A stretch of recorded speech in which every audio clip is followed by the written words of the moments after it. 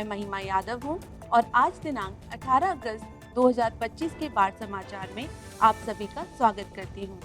आज हम देश में हो रही मौजूदा बाढ़ की स्थिति और केंद्रीय जल आयोग द्वारा जारी एडवाइजरीज और फ्लड बुलेटिन के बारे में चर्चा करेंगे।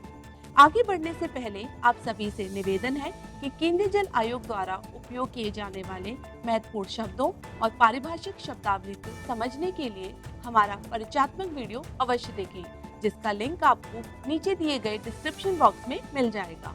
आइए आज का बुलेटिन शुरू करते हैं।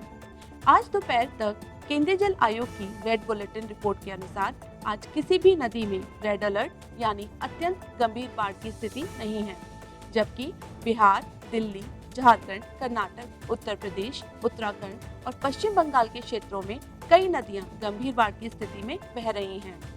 आगे बढ़ने से पहले बात करते हैं पिछले 24 घंटों में वर्षा के आंकड़ों के अनुसार प्रमुख वर्षा प्रभावित क्षेत्रों के बारे में, जो कुछ इस प्रकार है।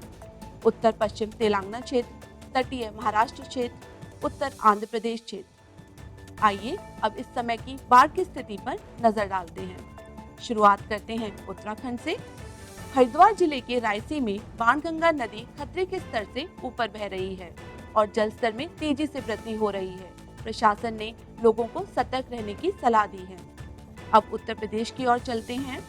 उत्तर प्रदेश में गंगा नदी बदायूं, फर्रुखाबाद, फतेहपुर में खतरे के निशान से ऊपर बह रही है।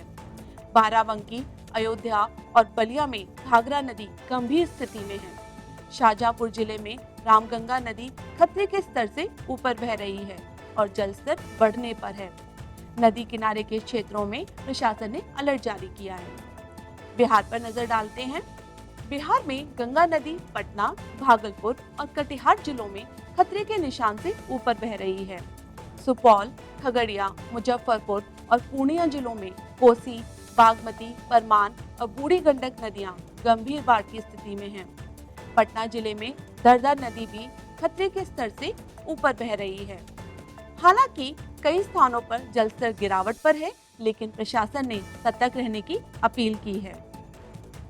कर्नाटक की बात करें तो कर्नाटक में चिकमंगलूर जिले में हरिहरपुरा स्टेशन और शिवमोगा जिले में महिषी स्टेशन जिलों में तुंगा नदी गंभीर बाढ़ की स्थिति में है। हालांकि जल स्तर गिरावट पर है, लेकिन प्रशासन ने इलाकों में अलर्ट जारी किया है। संक्षेप में कहें तो बिहार में सबसे अधिक स्थान गंभीर बाढ़ से प्रभावित हैं। गंगा नदी और उसकी सहायक नदियां कई राज्यों में मुख्य चिंता का विषय बनी हुई हैं। मानसून की सक्रियता के चलते नदियों के जलस्तर में निरंतर बदलाव आ रहा है और ऐसे में नागरिकों को सतर्क रहना आवश्यक है। आइए अब केंद्रीय जल आयोग द्वारा जारी आज की फ्लड एडवाइजरी पर एक नजर डालते हैं। शुरुआत करते हैं नई दिल्ली से।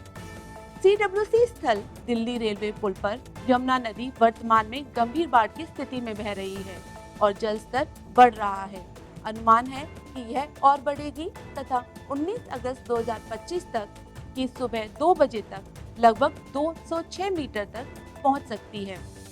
कर्नाटक की बात करें तो मानसूनी धाराओं के तेज होने के कारण अगले 2 दिनों तक राज्य के तटीय जिलों में बहुत भारी से अति भारी वर्षा की संभावना जताई गई है। दक्षिण और उत्तर कन्नड़, उडुपी और कोडागु जिलों में सीता, गुरपुर, नेत्रावती, हल्दी, सांबवी, अग्नाशिनी, स्वर और कुमारधारा नदियों में जलस्तर बढ़ने का अंदेशा है। वहीं ऊपरी कृष्णा और तुंगभद्रा बेसिन की नदियां जैसे करंजा, बेनीधोरा, दूधगंगा, बेनीहल्ला, मालाप्रभा, घटप्रभा, वर्धा, तुंगा, भद्रा और कुमुदवती भी तेज प्रवाह में आ सकती हैं। इन नदियों से जुड़े बीदर, गुलबर्गा, विजयपुरा, बेलगावी, धारवाड़, गडक, चिकमंगलूर, शिवमोगा और हावेरी जिलों में सतर्कता की आवश्यकता है।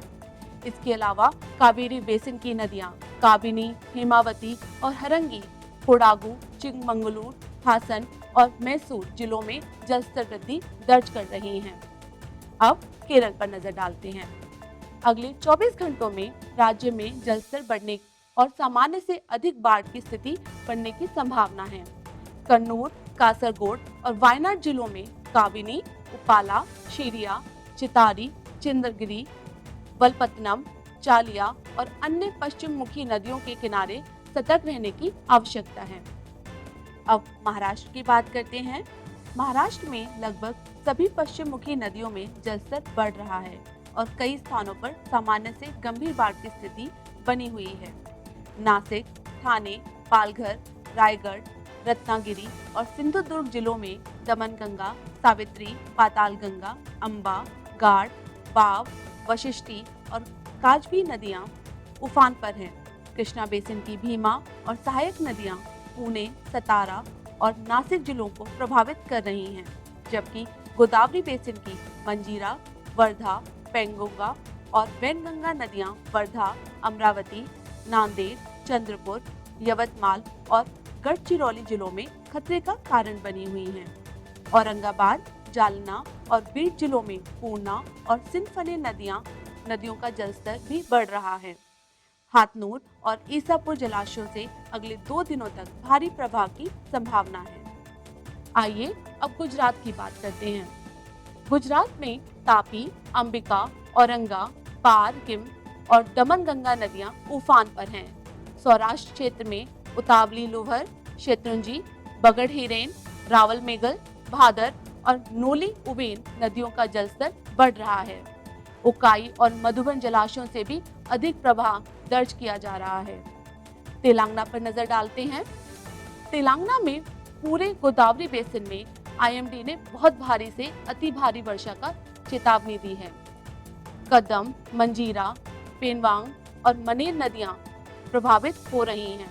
निजाम सागर, मिड मनेर, श्रीराम सागर, श्रीपद येलमपल्ली, लक्ष्मी बैराज और पीएनबी राव कंथमपल्ली जैसी परियोजनाओं से अगले 2 दिनों तक भारी प्रवाह दर्ज किया जा सकता है।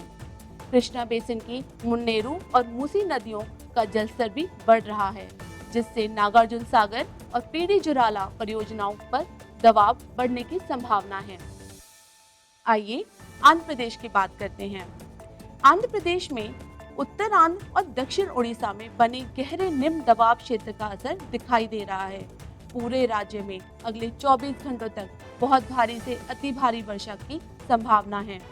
मनेरू, पलेरू, मूसी और गोदावरी बेसिन की पूर्वमुखी नदियां इससे सबसे अधिक प्रभावित हो सकती हैं।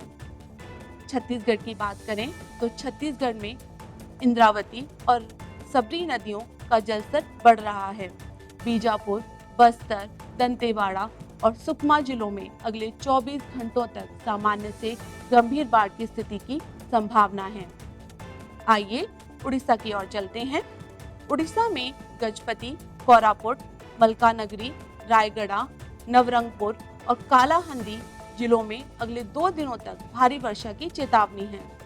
कोलाब, इंद्रावती, वंशधारा और नागावली नदियां सामान्य से अधिक बाढ़ की स्थिति पैदा कर सकती हैं। ये थी आज तक की बाढ़ की स्थिति की सूचना। जल स्तर और बाढ़ की पूर्वानुमान संबंधी नवीनतम जानकारी के लिए कृपया सेंट्रल वाटर कमीशन की वेबसाइट पर जाएं। सूचित रहें, सुरक्षित रहें और हम आपको अगले बुलेटिन में मिलेंगे। तब तक के लिए धन्यवाद।